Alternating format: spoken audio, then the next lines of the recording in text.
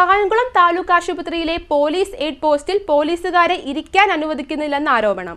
Aid post പുറത്തുനിന്നെത്തുന്നവരും ambulance ഡ്രൈവർമാരും ഒക്കെയാണ് കൈയടക്കി വെച്ചിരിക്കുകയാണെന്നും അടിയന്തര നടപടി വേണമെന്നും ആവശ്യമുയരുന്നു. കായംകുളം താലൂക്ക് ആശുപത്രിയിലെ പോലീസ് എയ്ഡ് പോസ്റ്റിൽ പോലീസുകാരെ ഇരിക്കാൻ അനുവദിക്കുന്നില്ല എന്ന ആരോപണമുയരുന്നു.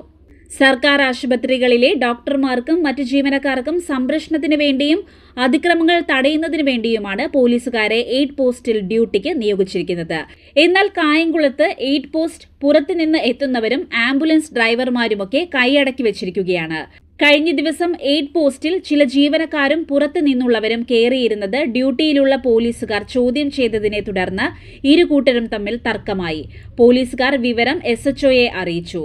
SHO ആശുപത്രി അധികൃതരുമായി സംസാരിച്ചെങ്കിലും പ്രശ്നം പരിഹരിക്കാൻ കഴിഞ്ഞില്ല.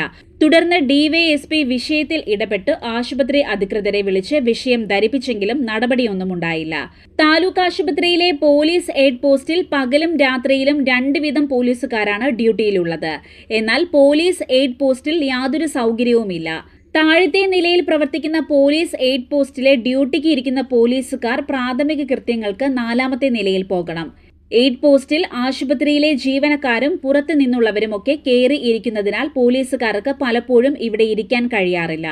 ആശുപത്രിയിലെ ചില ജീവനക്കാർ യൂണിഫോം ധരിക്കാറില്ല എന്നും അതിനാൽ പുറത്തു നിന്നുള്ളവരെയും ജീവനക്കാരെയും തിരിച്ചറിയാൻ കഴിയുന്നില്ല എന്നും ഡ്യൂട്ടിയിലുള്ള പോലീസുകാർ പറയുന്നു.